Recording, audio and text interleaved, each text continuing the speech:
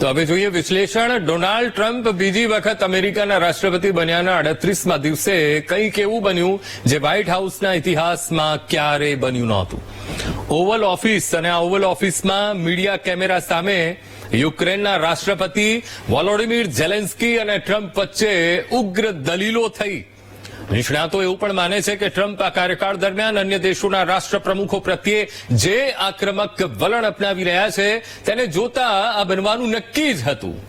શુક્રવારે અમેરિકા પહોંચેલા ઝેલેન્સ્કીને ટ્રમ્પ મળ્યા અને લાંબા સમય સુધી બંને નેતાઓ એકબીજાના વખાણ કરતા રહ્યા, પરંતુ થોડીક જ વારમાં બંને વચ્ચેની વાતચીત એક ગરમાગરમ ચર્ચામાં ફેરવાઈ ગઈ. જ્યાં વિશ્વભરના મીડિયા વ્હાઇટ હાઉસમાં ઉપસ્થિત હતા, ડોનાલ્ડ ટ્રમ્પ સાથે ઝેલેન્સ્કીની લડાઈથી બધા આશ્ચર્યચકિત રહી ગયા. આ લડાઈ એટલી હદે વધી ગઈ કે ટ્રમ્પે યુક્રેનિયન રાષ્ટ્રપતિને પણ ત્યાંથી ચાલ્યા જવાનું કહ્યું, જેના કારણે ઝેલેન્સ્કી અમેરિકા યુક્રેનના મહત્વપૂર્ણ ખનીજ કરાર પર હસ્તાક્ષર કર્યા વિના વ્હાઇટ હાઉસ છોડીને ત્યાંથી ચાલ્યા ગયા હતા. ઝેલેન્સ્કીએ સ્પષ્ટ કર્યું છે કે તેઓ માફી માંગવાના નથી. ત્યારે 20 જાન્યુઆરી 2025ના રોજ ડોનાલ્ડ ટ્રમ્પે શપથ લીધા પછી રાજ્યના વડા સાથેની તેમની પહેલી મુલાકાતમાં ઇઝરાયેલી વડાપ્રધાન બેન્જામિન નેતન્યાહુ સાથે મુલાકાત કરી અને 4 ફેબ્રુઆરીએ જ્યારે નેતન્યાહુ વ્હાઇટ હાઉસ પહોંચ્યા ત્યારે ટ્રમ્પે તેમનું ગેટ પર સ્વાગત પણ કર્યું. આ બેઠક દરમિયાન ટ્રમ્પે નેતન્યાહુ ઈચ્છતા હતા તે બધું જ કર્યું, પણ આ પછી ટ્રમ્પે આવેલા 5 રાષ્ટ્રોના વડાઓને ધમકાવવાનું શરૂ કર્યું અને ઘણી વખતે ચર્ચા ટાળી દેવામાં પણ આવી. ત્યારે કયા દેશ, તેના નેતાઓ તેમજ કયા મુદ્દે ચર્ચા થઈ એ જાણી લઈએ. સૌથી પહેલા કયા દેશની સાથે ચર્ચા થઈ, તો સૌથી પહેલા વિષય હતો જોર્ડનના રાજા સાથેનો, અને જોર્ડનના રાજાને પણ ધમકી આપી. 11 ફેબ્રુઆરીનો એ દિવસ જ્યારે જોર્ડનના રાજા અબ્દુલ્લા એ વ્હાઇટ હાઉસ પહોંચ્યા હતા અને ત્યાં વ્હાઇટ હાઉસમાં ચર્ચા કરવાની હતી ઓવલ ઓફિસમાં, અને ત્યારબાદ જે થયું એ આખી દુનિયાએ જોયું છે. ટ્રમ્પે વ્હાઇટ હાઉસના ગેટ પર આવકાર પણ જોર્ડનના રાજા એ અબ્દુલ્લા ત્યાં પહોંચ્યા હતા તેમને આપ્યો હતો.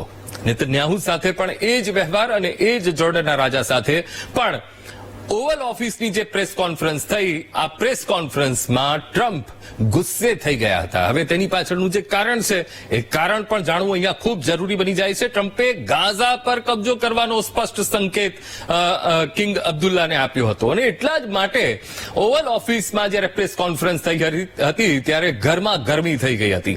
કહ્યું કે પેલેસ્ટિનિયનોને ગાઝા સિવાય અન્ય જગ્યાએ પુનઃસ્થાપિત કરવામાં આવશે, અને આ શબ્દ સાંભળતા જ એ કિંગ અબ્દુલ્લા તેમણે સામે જવાબ પણ આપ્યો હતો. પણ ટ્રમ્પે એ કહ્યું કે જોર્ડન અને ઇજિપ્તને અપાતી મદદનો પણ ટ્રમ્પે જ્યારે આ મુલાકાત હતી એ મુલાકાતમાં ઉલ્લેખ કર્યો હતો કે ભાઈ અમેરિકા આ બંને દેશોને કેટલી મદદ કરી રહ્યું છે, અને જો યોજના સાથે સહમત ન થાય તો આ બધી જ મદદ એ બંધ થઈ જશે. આવી ચીમકી પણ ટ્રમ્પે એ કિંગ અબ્દુલ્લાને આપી હતી, અને જેના કારણે મામલો થોડોક એ તંગ બન્યો હતો. તો જોર્ડનના રાજાએ મીડિયા સામે એ વિવાદ ઉભો કરવાનું એ ટાળ્યું હતું, અને ખૂબ કુનેહપૂર્વક તેમણે આખી વસ્તુને લીધી હતી. જોર્ડનના રાજાએ મીડિયા સાથે એ વિવાદ ઉભો કરવાનું ટાળ્યું અને પોતાના દેશ માટે શ્રેષ્ઠ હશે તે કરશે તેવું મીડિયા સમક્ષ તેમણે નિવેદન આપ્યું. હવે ખૂબ કુનેહપૂર્વક જોર્ડનના રાજાએ ઓવલ ઓફિસમાં એ ઉગ્ર થયેલ ટ્રમ્પ એને સાંભળ્યા અને દુનિયાની મીડિયા સમક્ષ પણ પોતાનું શાણ પણ તેમણે બતાવ્યું અને ખૂબ ક્ષિપ્તાઈથી વિવાદને તેમણે ટાળ્યો હતો. હવે બીજા નંબર પર આપણા દેશના પ્રધાનમંત્રી નરેન્દ્ર મોદીની મુલાકાત, અને આ મુલાકાત પણ ખૂબ મહત્વપૂર્ણ રહી હતી, અને આ મુલાકાત એવા સમયે થઈ હતી કે જ્યારે બંને દેશના ઘણા બધા મુદ્દા એ ચર્ચામાં આવ્યા હતા. ત્યારે એ પણ આપણે અહીંયા ગ્રાફિક્સના માધ્યમથી સમજવાનો પ્રયત્ન કરીએ. તો સૌથી પહેલા તો ટેરિફને લઈને જ મુલાકાત હતી, અને પીએમ મોદીની એ ટેરિફની વાતચીત થઈ. 14 ફેબ્રુઆરીનો એ દિવસ જ્યારે પીએમ મોદી વ્હાઇટ હાઉસમાં ટ્રમ્પ સાથે તેમની મુલાકાત થઈ હતી. બંને વચ્ચે મુલાકાત થઈ અને વિશ્વનું મીડિયા ત્યાં તેમની સામે હતું, અને પ્રેસ કોન્ફરન્સમાં ઘણા બધા સવાલો પણ થયા હતા. ત્યારે ગેરકાયદે ઇમિગ્રેશન, ટેરિફ અને બગડતા સંબંધો, આ વચ્ચે કંઈક મામલો સધાશે તેવી પણ ચર્ચા એ સમયે ચાલી રહી હતી. ત્યારે ભારત વિશ્વમાં સૌથી વધુ ટેરિફ ધરાવતો દેશ, આ ટ્રમ્પે જ્યારે પ્રેસ કોન્ફરન્સ કરી અને દુનિયાના એ મીડિયા સમક્ષ તેમણે કહ્યું હતું ત્યારે એ પણ કહ્યું કે હું પણ એ જ ટેરિફ લાદીશ જે ભારત લાદી રહ્યો છે, અને દરેક દેશની સાથે હું આ કરી રહ્યો છું. આ પ્રકારનું સખત વલણ એ ટ્રમ્પે બતાવ્યું હતું, અને મીડિયા ગેરકાયદે ઇમિગ્રન્ટ્સને લઈને સવાલ કર્યો પણ પીએમ મોદીએ વિષય કુનેહપૂર્વક તેમણે વિષયને ત્યાંથી હટાવી દીધો હતો, બદલી નાખ્યો હતો. તેમણે એ જવાબ આપ્યો કે જો કોઈ ગેરકાયદે દેશમાં પ્રવેશ કરે કોઈ પણ દેશમાં તો તેને દેશમાં રહેવાનો અધિકાર નથી. એટલે અહીંયા કુનેહપૂર્વક તેમણે આ મીડિયાને એ જવાબ આપ્યો હતો. અને સાથે પીએમ મોદીએ વિવાદાસ્પદ જે મુદ્દાઓ એ પ્રભુત્વ ન મેળવે એ માટે શ્રેષ્ઠ પ્રયાસો ત્યાં તેમના એ મિટિંગમાં દેખાયા હતા. અને આમ ભારત પણ ટ્રમ્પ સાથે ઘર્ષણમાં ઉતરવાનું તેણે ટાળ્યું હતું. ખૂબ મોટા મુદ્દાઓ બને અને બંને દેશ વચ્ચે ગરમાયેલા હતા જ, અને તે મુદ્દાઓને સાઇડલાઇન કરીને બંને એક છે એ દર્શાવવાનો સફળ પ્રયત્ન કર્યો હતો. પણ ત્યારબાદ ફ્રાન્સના રાષ્ટ્રપતિ ઇમેન્યુઅલ મેક્રોન સાથેની જે મુલાકાત છે એ ખૂબ અહીંયા ચર્ચામાં આવી હતી. હવે બંને વચ્ચેની જે વાતચીત છે એ વાતચીતમાં થોડીક ઉગ્રતા પણ આવી ગઈ હતી. તો એ સમજવાનો અહીંયા ગ્રાફિક્સના માધ્યમથી પ્રયત્ન કરીશું. 24 ફેબ્રુઆરીનો એ દિવસ કે જ્યારે ફ્રાન્સના રાષ્ટ્રપતિ ઇમેન્યુઅલ મેક્રોન એ વ્હાઇટ હાઉસ પહોંચ્યા હતા. ક્યારે? 24 ફેબ્રુઆરીના દિવસે. અને ઓવલ ઓફિસમાં બંને નેતાઓ વચ્ચે અલગ અલગ મુદ્દાઓ પર વાતચીત થઈ હતી. અને ત્યારે ઓવલ ઓફિસમાં ટ્રમ્પ અને મેક્રોન વચ્ચે થોડીક વાર માટે ઉગ્રતા છવાઈ ગઈ હતી. હવે એ કયા મુદ્દા છે તો એ પણ આપણે અહીંયા સમજવાનો પ્રયત્ન કરીશું. તો ચોક્કસથી યુરોપ યુક્રેનને પૈસા ઉધાર આપી રહ્યું છે અને તેના પૈસા પાછા લઈ રહ્યું છે. તો યુરોપ એ પૈસા ઉધાર આપી રહ્યું છે યુક્રેનને અને તેના પૈસા પાછા લઈ રહ્યું છે. આ પ્રકારે એક ટ્રમ્પે એ વાતને ઉખેડી હતી.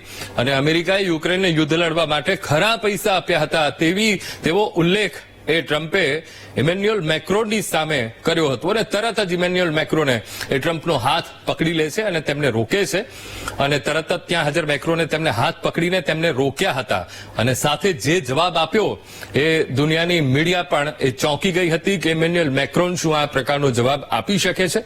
ત્યારે કહ્યું કે સાચું કહું તો અમે ચૂકવણી કરી દીધી છે. ઇમેન્યુઅલ મેક્રોનનો આ જવાબ હતો અને કુનેહપૂર્વક તેમણે આ જવાબ આપ્યો હતો. અને કહ્યું કે યુરોપે આ યુદ્ધનો 60% ખર્ચ એ ચૂકવી દીધો છે. તો અમેરિકા જે વાત કરી રહ્યો હતું, ટ્રમ્પ જે વાત કરી રહ્યો હતા એ વાતનો છેદ અહીંયા ઉડાડી દીધો. સરળ શબ્દોમાં કહીએ, અમેરિકાએ લોન, ગેરંટી, ગ્રાન્ટ આપી પણ વાસ્તવિક નાણાં યુરોપ દ્વારા પૂરા પાડવામાં આવ્યા. આમ આડકતરી રીતે ટ્રમ્પ મેક્રોનને સંભળાવવા ગયા પણ સામે મેક્રોને પણ ટ્રમ્પને રોકડું પરખાવી દીધું. હવે ફ્રાન્સના રાષ્ટ્રપતિ સાથેની મુલાકાત બાદ યુક્રેનના પીએમ સાથે ટ્રમ્પની જે મુલાકાત થઈ અને તેમાં ટ્રમ્પનું કેવું વલણ દેખાયું હતું એ પણ અહીંયા આપણે સમજવાનો પ્રયત્ન કરીએ કે બ્રિટનના પીએમ સાથે જ્યારે વાતચીત થાય છે. હવે બ્રિટનના પીએમ સાથે મુલાકાત થઈ 27 ફેબ્રુઆરીનો એ દિવસ જ્યારે બ્રિટિશ પીએમ કીર સ્ટારમર એ વ્હાઇટ હાઉસ પહોંચ્યા હતા અને ટ્રમ્પ સાથે મુલાકાત થઈ હતી. ઓવલ ઓફિસમાં બંને આ નેતાઓ સાથે મુલાકાત થઈ અને પ્રેસ કોન્ફરન્સમાં એક સવાલ પૂછાયો કે ભાઈ યુક્રેનમાં બ્રિટિશ સેનાની અમેરિકા મદદ કરશે. વિશ્વની મીડિયાએ આ એક સટીક સવાલ આ બંને નેતાઓ સામે રાખ્યો. ત્યારે બ્રિટન પોતાનો ખ્યાલ પોતે રાખી શકે છે પણ મદદની જરૂર હશે તો સાથ આપીશું. ટ્રમ્પે આ પ્રકારનો જવાબ તેમણે આપ્યો હતો કે બ્રિટન પોતે પોતાની મદદ કરી જ શકે છે અને એટલું એ મજબૂત છે જ. પણ જો કોઈ મદદની જરૂરિયાત હશે તો ચોક્કસથી અમેરિકા એ વખતે આવીને ઊભું રહેશે. હવે ટ્રમ્પે સ્ટારમરની સામે જોયું અને કહ્યું કે તમે એકલા રશિયા સામે ઝઝૂમી શકો છો. આ સવાલ પણ ટ્રમ્પે એ બ્રિટનના પીએમ સામે એ ધરી દીધો હતો. અને પ્રેસ કોન્ફરન્સમાં કેનેડાને લઈને પણ સ્ટારમરને કેટલાક સવાલો કરાયા હતા પણ અહીંયા પણ સ્ટારમરે કુનેહપૂર્વક એ મુદ્દાને સાઈડમાં એ રાખ્યો અને મુખ્ય મુદ્દા ઉપર ધ્યાન આપ્યું હતું. કેનેડાના મુદ્દાને સફળતાપૂર્વક તેમણે અલગ રાખ્યો હતો કે વિષય ક્યાંક અલગ ના જતો રહે. હવે બ્રિટનના પીએમ કીર સ્ટારમરે પણ અહીંયા એક દેશના નેતા તરીકે બાજી સંભાળી લીધી. વિવાદાસ્પદ જેટલા પણ મુદ્દાઓ છે મુદ્દાઓથી બ્રિટને હોશિયારીપૂર્વક કિનારો કરવાનો પણ પ્રયત્ન કર્યો. પણ જ્યારે શુક્રવારે ઝેલેન્સ્કી એ ત્યાં પહોંચ્યા અને ટ્રમ્પની સાથે મુલાકાત થઈ એમાં બંને નેતાઓ વચ્ચે જે તીખી નોકઝોક થઈ. એક સમય તો ટ્રમ્પે ઝેલેન્સ્કીને એ પણ કહી દીધું કે આજથી તમારા ખરાબ દિવસો શરૂ. હવે અહીંયા સવાલ એ થઈ રહ્યો છે કે ટ્રમ્પની આ આક્રમકતાની પાછળ શું સ્ટ્રેટેજી હોઈ શકે? કેમ ટ્રમ્પ આટલું આક્રમક વલણ એ દાખવી રહ્યા છે? તો એ આપણે ગ્રાફિક્સના માધ્યમથી સમજવાનો પ્રયત્ન કરીએ. હવે ટ્રમ્પની શું વ્યૂહરચના હોઈ શકે? તો સૌથી પહેલા છે કે ભાઈ જગત જમાદારની જે ઇમેજ છે એ ઇમેજ બરકરાર રાખવી છે, એ ઊભી કરવી. હવે બીજી વાર રાષ્ટ્રપતિ બનતાની સાથે ટ્રમ્પે પોતાને સુપરમેન તરીકે તેમણે બીજી ઇનિંગમાં રજૂ કરી દીધા દુનિયાના અલગ અલગ દેશોની સામે.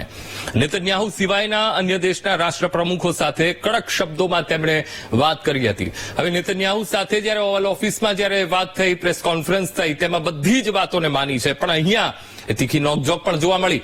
ટ્રમ્પે પોતાના સખત વલણથી એ સ્પષ્ટ કરી દીધું કે તેઓ સૌથી ઉપર છે. અમેરિકાનો હાથ એ અન્ય દેશોની ઉપર છે, આ પ્રકાર તેઓ સાબિત કરવા માંગે છે. અને ચૂંટણી દરમિયાન ટ્રમ્પે પોતાના વિચાર એ પોતાની દેશની જનતા સમક્ષ એ સ્પષ્ટ કરી દીધા હતા કે ભાઈ અમેરિકાનું હિત એ સર્વોપરી રહેશે. અને આ જે વિચાર છે એ વિચારને તેઓ અહીંયા પોતાની જનતા સમક્ષ દર્શાવી રહ્યા છે પોતાના આ આક્રમક વલણથી. હવે અમેરિકાનું હિત સર્વોપરી રહેશે તેવો જનતાને વિશ્વાસ અપાવ્યો છે કે જ્યારે ચૂંટણી પ્રચાર કરી રહ્યા હતા અને ત્યારે આ વાયદો કર્યો હતો એ એના ઉપર તેઓ ચાલી રહ્યા છે, ખરા ઉતરવાનું એ પ્રયત્ન કરી રહ્યા છે તેવું જનતાને બતાવી રહ્યા છે. અને રાષ્ટ્રપતિ બનતા જ 15 લાખ ગેરકાયદે ઇમિગ્રન્ટ્સનું લિસ્ટ તેમણે તૈયાર કરાવ્યું હતું અને જેમાં ભારતીયોનો પણ સમાવેશ હતો. લગભગ 20,407 ભારતીયો એ લિસ્ટમાં પણ હતા. અને એમ કરીને અમેરિકાનું હિત સર્વોપરી એ તેઓ અહીંયા સાબિત કરવા માંગે છે અને અમેરિકાની અર્થવ્યવસ્થાને મજબૂત કરવાના પ્રયત્નને વેગ આપ્યો એવું દર્શાવવા માંગે છે અને એટલા માટે જ આક્રમક વલણ તેઓ બતાવી રહ્યા છે. બીજું, પોતાની જનતા સમક્ષ એક ઇમેજ ચમકાવવી, જે ઇમેજ લઈને ચૂંટણી પ્રચારમાં તેઓ ગયા હતા કે ભાઈ હું જીતીને આવીશ તો અમેરિકા કેવું હશે. તો ચૂંટણીમાં આપેલા નિવેદનો સત્ય સાબિત કરવાની તેવું આ મથામણ એવું પણ વિશ્લેષકો માની રહ્યા છે કે ક્યાંક ટ્રમ્પની આ મથામણ છે. અમેરિકન નાગરિકોના વિશ્વાસ પર ખરા ઉતરવાનો ટ્રમ્પ પ્રયત્ન કરી રહ્યા છે અને માટે જ આ પ્રકારની વ્યૂહરચના અને આ પ્રકારના આક્રમક વલણ સાથે, આ પ્રકારની આક્રમક નીતિઓ સાથે તેઓ આગળ વધી રહ્યા છે. હવે ટ્રમ્પ કેમ આક્રમક નીતિ અપનાવી રહ્યા છે તે ખ્યાલ આવી જ ગયો છે, પણ ચૂંટણીના પ્રચાર દરમિયાન કેટલાક વાયદા તેમણે તેમની જનતા સમક્ષ કર્યા હતા જેથી પ્રજાએ તેમની પર વિશ્વાસ મૂકી તેમને વ્હાઇટ હાઉસમાં બેસાડ્યા. ત્યારે ટ્રમ્પ પણ બીજી ઇનિંગમાં પોતે આક્રમક ખેલાડી છે તેવું સાબિત કરી રહ્યા છે. હવે સવાલ એ થાય કે ટ્રમ્પની આ રણનીતિથી શું ફાયદો થશે કે પછી નુકસાન વેઠવાનો વારો આવશે, એ સવાલ પણ અહીંયા ખૂબ ચર્ચાનો વિષય બન્યો છે. એ ગ્રાફિક્સના માધ્યમથી અહીંયા સમજવાનો પ્રયત્ન કરીશું. ભાઈ ટ્રમ્પની નીતિથી ફાયદો થશે કે ભાઈ નુકસાન થશે. તો ટ્રમ્પની રણનીતિ ગમે તે હોય પણ અન્ય દેશોને સ્વીકારવા એ બાધિત કરશે. અને જેટલા પણ આજે નેતન્યાહુ સિવાયના અન્ય દેશોના નેતાઓ સાથે જેટલી પણ મુલાકાત થઈ એમાં સ્પષ્ટ રીતે આપણે જોઈ શકીએ છીએ કે ભાઈ ચીન અમેરિકાને ટક્કર આપી શકે છે, પણ અમેરિકાને ટેકો આપનારા દેશોની સંખ્યા એ વધુ છે એટલે અહીંયા ચીન પણ કંઈ ના કરી શકે. હવે યુરોપ અમેરિકાનો સીધો વિરોધ નહીં કરી શકે એ પણ આપણે સ્પષ્ટ જોઈ ચૂક્યા છીએ. ત્યારે જગત જમાદારની પોતાની ઇમેજ બરકરાર રાખવા માંગે છે અને ચૂંટણી પ્રચાર દરમિયાન જે પણ વાયદાઓ આપીને આવ્યા છે એ વાયદામાં ખરા ઉતરવાનો પ્રયત્ન કરી રહ્યા છે. પણ યુક્રેન મુદ્દા પર ટ્રમ્પ સાથે ચર્ચા થઈ શકે નહીં એવું પણ વિશ્લેષકો માની રહ્યા છે અને માટે ટ્રમ્પની નીતિથી એ ફાયદો ચોક્કસથી અમેરિકાને દેખાઈ રહ્યો છે, પણ ક્યારેક એ ક્યાંક નુકસાન પણ લાંબા ગાળાના એ દેખાઈ રહ્યા છે. નાટોમાં જોડાવા માટે અમેરિકાની મદદ જરૂરી છે અને માટે જ યુરોપના દેશો તેમની સાથે છે. જોકે યુરોપિયન દેશો તેમની નિર્ભરતા ઘટાડશે તેમ અમેરિકાને લાંબા ગાળે નુકસાન સહન કરવું પડી શકે છે. ઝેલેન્સ્કી પાસે ફક્ત 2 જ વિકલ્પો બાકી છે, કાં તો તે ટ્રમ્પની માફી માંગે અથવા તો રાષ્ટ્રપતિ પદ પરથી રાજીનામું આપે. ગમે તે હોય, ઝેલેન્સ્કીનો કાર્યકાળ આમે 1 વર્ષ પહેલા પૂરો થયો હતો. હવે આ ચર્ચા પછી અમેરિકા યુક્રેનને લશ્કરી સહાય આપવાનું બંધ કરી શકે છે. ટ્રમ્પ આ ચર્ચાના પરિણામ દ્વારા રશિયાને બતાવી શકે છે કે તે યુદ્ધ વિરામ પ્રત્યે ગંભીર છે, પરંતુ ઝેલેન્સ્કી આ ઈચ્છતા નથી.